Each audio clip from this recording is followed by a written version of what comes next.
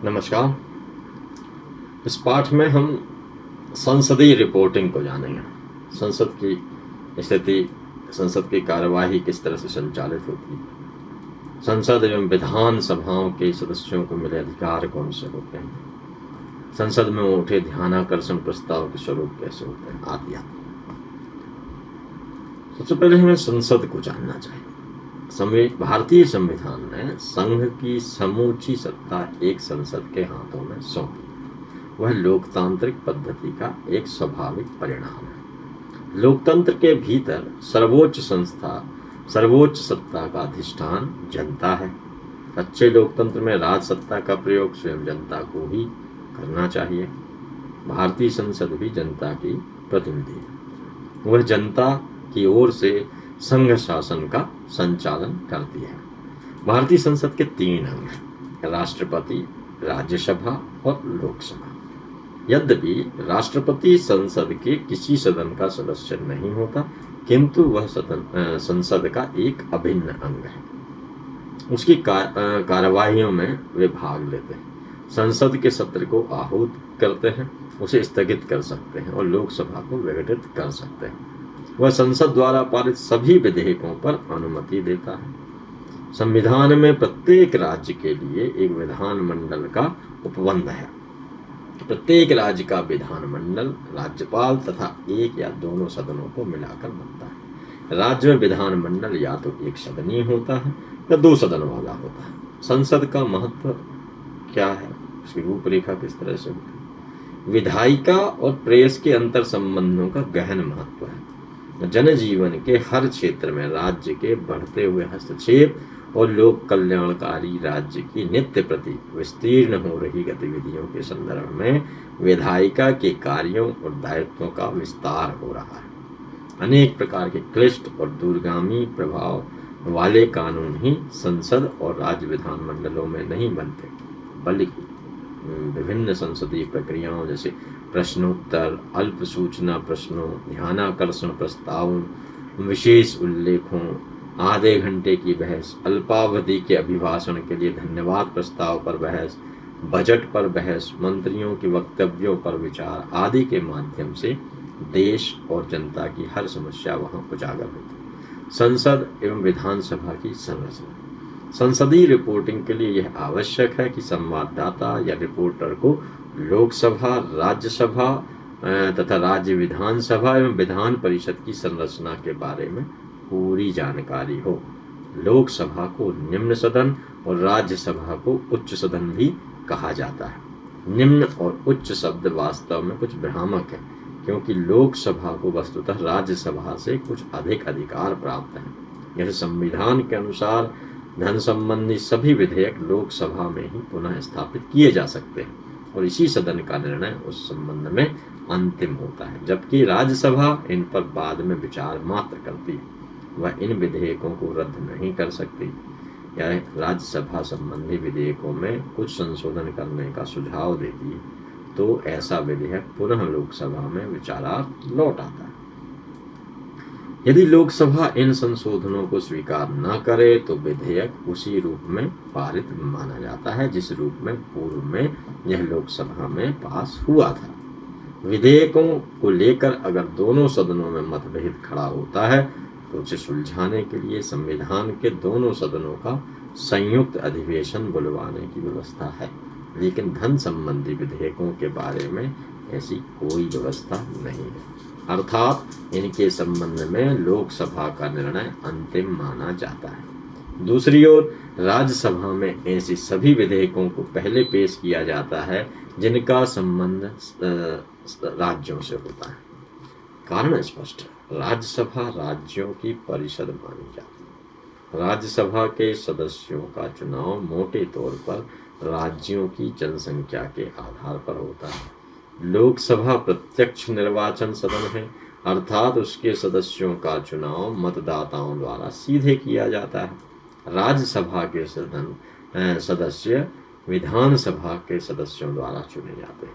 इनकी संख्या लोकसभा के सदस्यों की संख्या के लगभग आधी होती है, परंतु दोनों सदनों के सदस्यों का कार्यकाल अलग अलग है। लोकसभा के सदस्य जहां 5 वर्षों के लिए चुने जाते हैं, वहीं राज्यसभा के सदस्यों का कार्यकाल 6 वर्ष का होता है। लोकसभा को अपना 5 वर्ष का कार्यकाल पूरा करने से पूर्व ही भंग किया जा सकता है, किंतु राज्यसभा का सदन कभी भंग नहीं होता, वह निरंतर बना रहता है। लोकसभा के सभी 545 सदस्यों का चुनाव 5 वर्षों के लिए एक साथ होता है, जो देश के विभिन्न राज्यों एवं केंद्र शासित प्रदेशों से चुनकर आते हैं। इसके अतिरिक्त 2 सदस्यों को राष्ट्रपति एंग्लो इंडियन समुदायों का प्रतिनिधि बनाकर भेजता है। इस प्रकार लोकसभा के कुल सदस्यों की संख्या 547 होती है। संविधान के अनुसार लोकसभा का अपने प्रथम बैठक की तिथि से 5 वर्ष का कार्यकाल माना गया है, परंतु किसी आपातकाल की घड़ी में इसके कार्यकाल को 1 वर्ष के लिए बढ़ाया भी जा सकता है। दूसरी ओर राज्यसभा का गठन 250 संसद सदस्यों से होता है, इनमें 12 सदस्य राष्ट्रपति द्वारा नामित होते हैं। इन सदस्यों को राष्ट्रपति इनकी ख्याति एवं देश सेवा को ध्यान में रखकर करता है। जैसे किसी प्रसिद्ध साहित्यकार, वैज्ञानिक, कानूनविद, शिक्षाविद, प्रसिद्ध चित्रकार, कलाकार एवं जनसेवकों को इस श्रेणी में रखा जाता है। इस सदन के सदस्य विभिन्न राज्यों एवं केंद्र शासित प्रदेशों का प्रतिनिधित्व करते हैं। सामान्यतः राज्य की जनसंख्या के अनुसार ही वहां के प्रतिनिधियों की संख्या राज्यसभा में होती है, परंतु संविधान के अनुसार प्रत्येक राज्य से कम 1 सदस्य राज्यसभा में सदस्य होना आवश्यक है। राज्यसभा के इन सदस्यों को प्रदेश के विधायक चुनकर भेजते हैं। जहां लोकसभा के सभी सदस्य लोकसभा के भंग होते ही एक साथ हट जाते हैं, वहीं राज्यसभा में 1/3 सदस्य हर 2 वर्ष के बाद अवकाश ग्रहण करते हैं और इनके स्थान पर नए सदस्यों का चुनाव किया जाता है। लोकसभा के अध्यक्ष को अंग्रेजी में स्पीकर कहते हैं। इनका चुनाव लोकसभा के सदस्यों द्वारा किया जाता है, किंतु राज्यसभा के अधिष्ठाता का निर्वाचन नहीं होता। देश के उपराष्ट्रपति राज्यसभा के पदेन सभापति होते हैं। यह सदन के दल उपसभापति का चुनाव करता है, जो सभा के सदस्यों में से ही कोई सदस्य हो सकता है। संसद के रूपरेखा के अनुसार देश के प्रदेशों में विधानसभा का गठन किया गया है, जबकि राज्यसभा के अनुसार विधान परिषद का इनकी कार्य प्रणाली भी लोकसभा एवं राज्यसभा से मिलती है। भारत के कई ऐसे प्रदेश भी हैं जहां केवल विधानसभा है, वहां विधान परिषद नहीं। अब हम आते हैं संसदीय रिपोर्टिंग पर। संसदीय रिपोर्टिंग जन माध्यमों के महत्वपूर्ण कार्यों में से एक है। संसद के दोनों सदनों लोकसभा और राज्यसभा तथा प्रदेश के विधानमंडलों, विधानसभा एवं विधान परिषद की कार्यवाही में नागरिकों की विशेष रुचि होती है। जनतांत्रिक शासन व्यवस्था में नागरिकों के लिए कानून तथा योजनाएं बनाने से लेकर सामान्य समस्याओं के समाधान तक के कार्य जनता द्वारा चुने गए संसद सदस्यों तथा विधायकों द्वारा ही किए जाते हैं। जनप्रतिनिधियों के संसदीय आचार विचार तथा व्यवहार को जानने के लिए जनतांत्रिक देशों की जनता पत्रकारों पर ही निर्भर रहती है, परंतु संसदीय समाचारों का संकलन अत्यंत कठिन व दायित्वपूर्ण कार्य है। संसदीय रिपोर्टों से सरकार व जनता दोनों लाभान्वित होती है, चाहे रिपोर्ट लोकसभा राज्यसभा से हो अथवा विधानसभा या विधान परिषद से। इन स्थानों से मिलने वाले समाचारों का महत्व जनता के लिए इस कारण बढ़ जाता है क्योंकि इन्हीं स्थानों से कानून बनते बिगड़ते रहते हैं।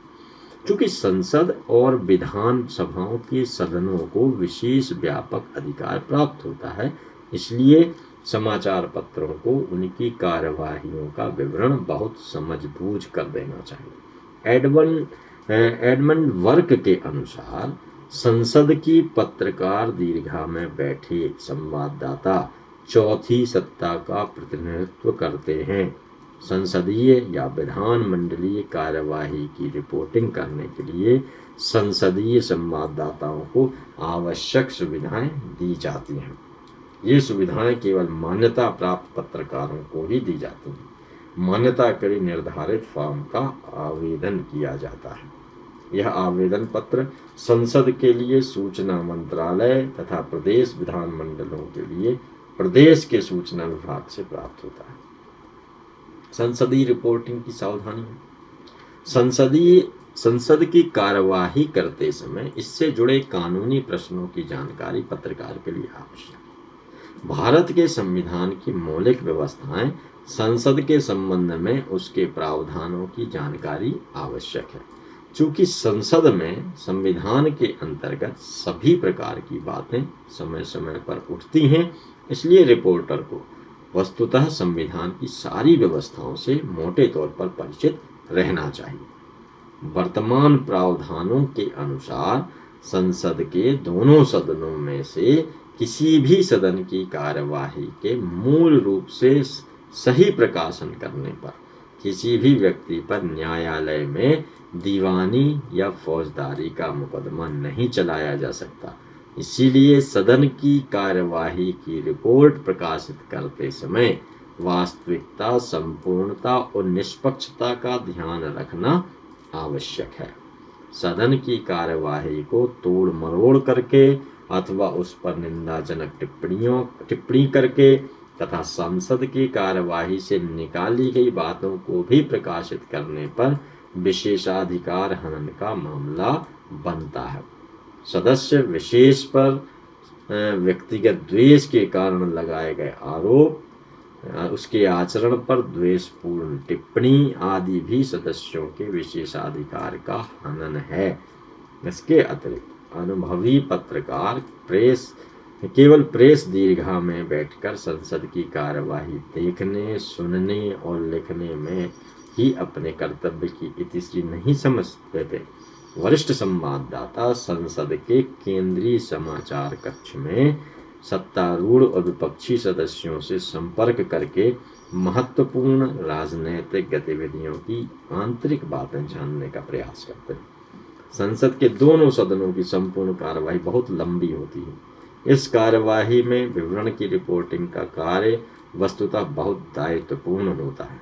यदि कोई समाचार पत्र पूरी की पूरी कार्यवाही प्रकाशित करना चाहे तो इसके लिए लगभग 20,000 कॉलम सेंटीमीटर स्थान अर्थात 45 पृष्ठों में स्टैंडर्ड साइज का समाचार पत्र प्रतिदिन प्रकाशित करना पड़ेगा।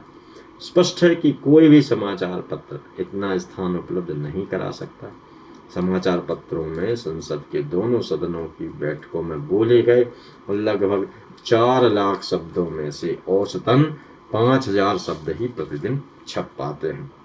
लीड बनाने के लिए पूरे दिन की कार्यवाही के मुख्य मुद्दों को ध्यान में रखकर लगभग 500 शब्दों में लिखा जाता है।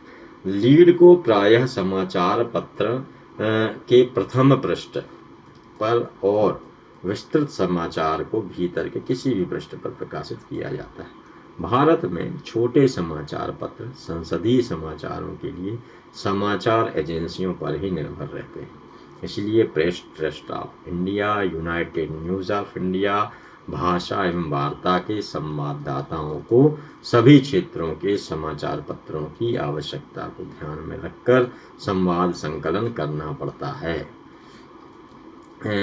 इस पाठ में बस इतना ही।